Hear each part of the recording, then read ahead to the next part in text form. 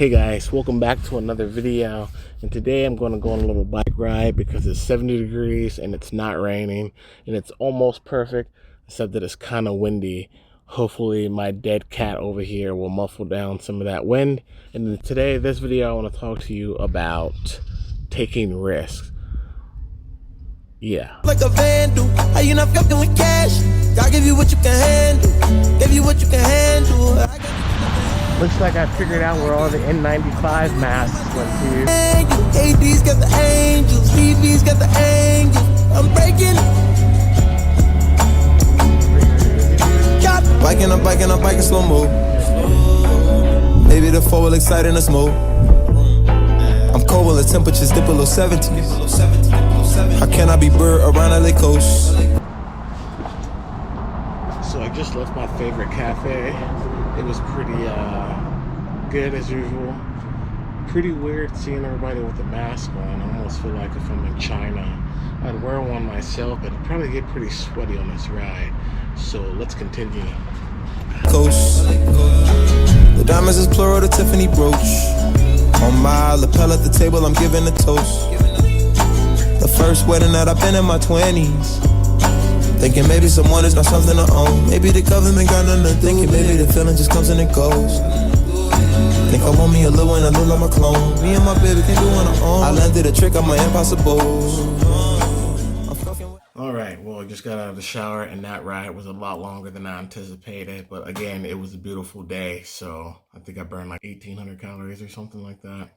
Anyways, back to taking risks. So as you read in the title of the video, I decided that I would quit my job in the middle of the COVID-19 pandemic. And some of you might think it's because I didn't have PPE or some of the other stuff that's going on, and that's not the reason that I decided to quit my job. It's because I am going to PA school in 3 weeks. I had intended on staying a little bit longer, but that was not the case.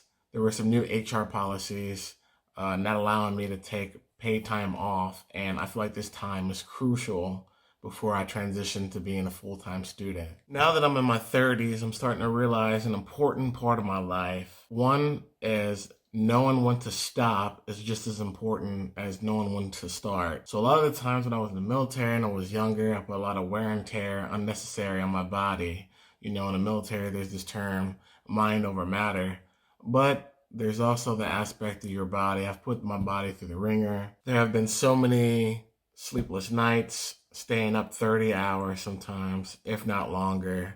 Like by the time I get ready to go to bed, like I'm so exhausted, I feel like I'm literally gonna die if I fall asleep, and I end up not being able to fall asleep when I get home, doing this and school and work.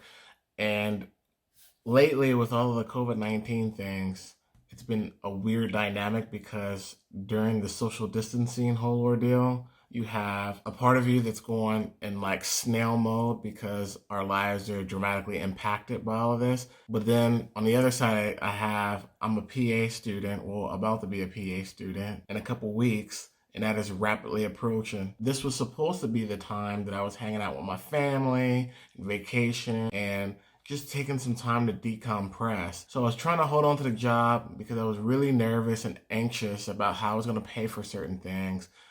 And my boss had contacted me and said that HR wasn't too fond of me being on 3 weeks PTO and me working here and there. So I had to make the executive decision to quit. The crazy thing about doing things like this is it never gets easier. So in my last video, you heard about when I left stocking shelves at Walmart and took the risk in joining the military. And we all know that the military has its own risk. So there's that. I was the first one in the military as a millennial. So it was super scary. But when I joined, I made some pretty good decisions, and it led to me finding my way into medicine and became a respiratory care practitioner. And then I decided that I wanted to delve a little bit deeper into medicine, so I decided to become a physician assistant. In the military, may know that there's not a direct transition to go from enlisted to officer.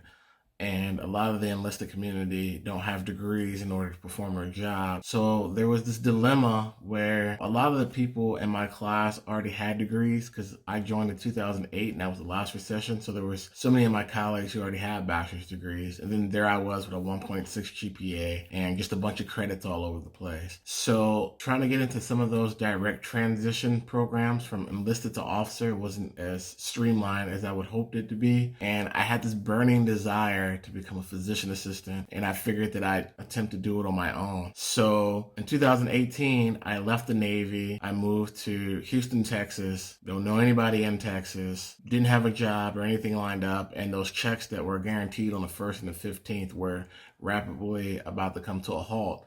So lucky for me, I made sure I had all my ducks in a row. I applied for a job, and I got hired at a job here as a lead respiratory care practitioner. Fast forward through a year and a half, here we are again in 2020, and to complicate things even more, we have the COVID-19 pandemic, and I find myself having to quit my job again. The issue complicating this is that my wife has a solid job. She works for the same hospital I work for, but due to COVID-19 and her working in an ortho clinic, her income is kind of thready too. So throughout the whole night of my last shift, I compare and contrasted what could happen. I tried to mitigate all the risks as I possibly could, and I made the decision to quit. There's a bunch of times in my life where I kind of keep my family out of the decision-making progress, and some of my friends, because, when I got out of the military, a lot of people would say, well, why would you leave, a steady paycheck on the 1st and the 15th and free healthcare and so on and so forth. But the thing is, a lot of the time we get way too comfortable in life and where we are. Had I had that same thought process, I'd probably still be stocking the shelves at Walmart. Had I had that same thought process, maybe I'd still be in the Navy, a respiratory therapist. Not that there's anything wrong with continuing your career as a respiratory therapist or any other career there is. I just internally knew that I was motivated to do something more. And sometimes whether you're an entrepreneur or you're pursuing medicine or a lawyer or you want to be the store manager at Walmart, you have to take risks. And that's what this whole video, the undertone of this video is about taking risks. And the more risks that I've taken, and obviously, there's risk out there that are more riskier than others. And there's things that are immoral too, like being a drug dealer. Yeah, you could probably become Pablo Escobar, but the risk involved getting shot and going to prison. So obviously, somebody once told me you have a couple options in life. You can either go to jail, hell, or go to work. Or jail and hell for doing things that are unethical or immoral. So as long as things, are on the up and up, taking risks is an important part of adulthood, whatever it may be. Some of you may be aware of the expression, scared money don't make money, or it takes money to make money. So even though that I'm going to have a huge setback on the amount of money that I'm bringing in for the next 27 months as I become a physician assistant, those short years less earning, and that's what they call opportunity cost, is not even going to matter once I graduate. So the goal is to get through school and graduate. Don't be afraid to take risks. Risk taking is a very important part of each and every one of our lives. And being in your comfort zone, I've read a couple books where they talk about the average human has only tapped into about 60% of their ability to achieve success. I hope you guys enjoyed this video, taking you guys along on a ride with me and talking about taking risks and how I can improve the success rate that you have. And this will mark the very beginning of my new series of Day in the Life of a PA student. And I hope you guys enjoy videos and you like me to make more videos just like this. Feel free to hit the like and subscribe button below and leave me any comments on any topics you'd like to see me talk about in the next video. Thanks, and see you next time.